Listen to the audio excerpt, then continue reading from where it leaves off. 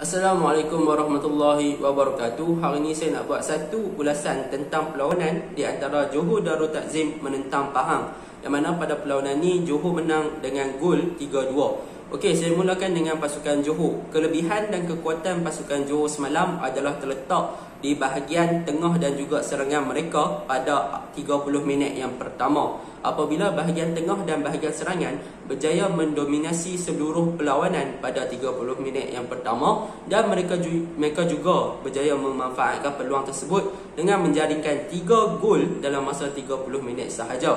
Ini membuktikan bahawa serangan dan juga barisan tengah JDT mempunyai kombinasi yang sangat menarik untuk mendominasi perlawanan. Yang kedua, apa kelebihan dan kekuatan JDT semalam adalah dengan adanya pemain yang bernama Ramadan, yang mana Ramadan berjaya menjaringkan 1 gol pada debut dia yang pertama dan juga berjaya memenangi penalti kick pada gol yang ketiga yang dijaringkan oleh Gonzalo Cabrera. Saya rasa ini adalah satu pendedahan yang sangat baik yang dibuat oleh Benjamin Mora kepada Ramadan, yang mana isu Safawi Rashid akan ke Liga Portugal akan memberi peluang kepada Ramadan untuk mewakili ataupun untuk merampas tempat Safawi Rashid sekiranya beliau pindah ke Liga Portugal pada masa yang akan datang.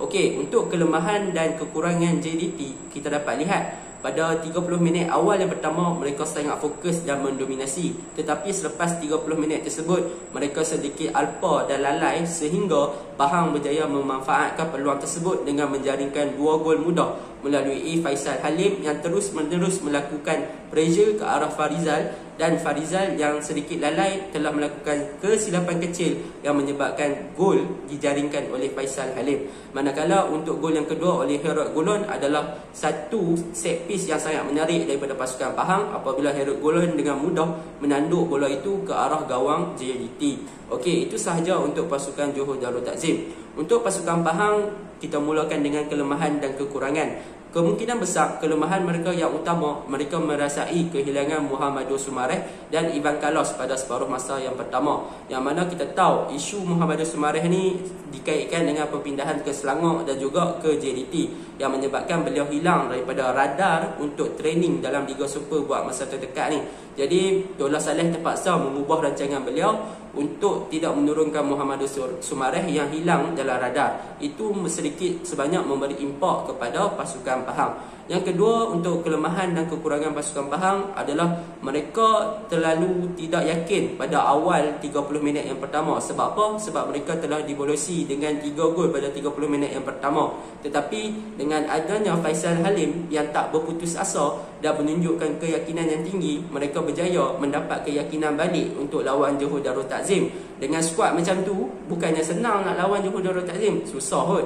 Okey, yang ketiga adalah dengan kekurangannya Ivan Carlos, yang mana pada perlawanan tersebut Ivan Carlos dimasukkan pada separuh masa yang kedua. Tetapi sayang, untuk separuh masa yang kedua pula Dixon Wakame terpaksa dikeluarkan. Ini menyebabkan ketempangan untuk pasukan Pahang pada separuh masa yang kedua. Untuk kekuatan dan kelebihan pasukan Pahang pada perlawanan semalam adalah mereka kembali yakin selepas Faisal Halim berjaya mendapatkan 1 gol. Kita dapat lihat keyakinan dan momentum mereka menjadi bertambah baik selepas gol pertama yang dijaringkan, dan mereka berjaya mendapatkan 2 gol selepas itu dan menjadikan kedudukan sebanyak 3-2. Ini yang kita mahu apabila pasukan kita ketinggalan, bukannya kita give up, tetapi sebaliknya menunjukkan kesungguhan untuk bangkit balik. Inilah pasukan Pahang yang kita kenal, iaitu tidak mudah mengalahan. Orang baru lah orang panggil tu gajahan. Okey, secara kesimpulannya perlawanan semalam kedua-dua pasukan bermain dengan sangat baik, mempunyai konsistensi yang sangat baik, disiplin taktikal yang sangat baik, walaupun mempunyai ketimpangan di kawasan tertentu, tetapi kedua-dua pasukan berjaya melakukan perlawanan dengan sangat baik. Secara overallnya, pasukan yang lebih baik adalah pasukan yang menang iaitu Johor Darul Takzim. Untuk pasukan Pahang, mereka boleh baiki lagi perlawanan selepas ini dengan meningkatkan confidence level mereka untuk menentang pasukan-pasukan yang besar jadi itu sahaja ulasan saya di antara perlawanan JDT menentang Pahang. Sekian, terima kasih. Assalamualaikum.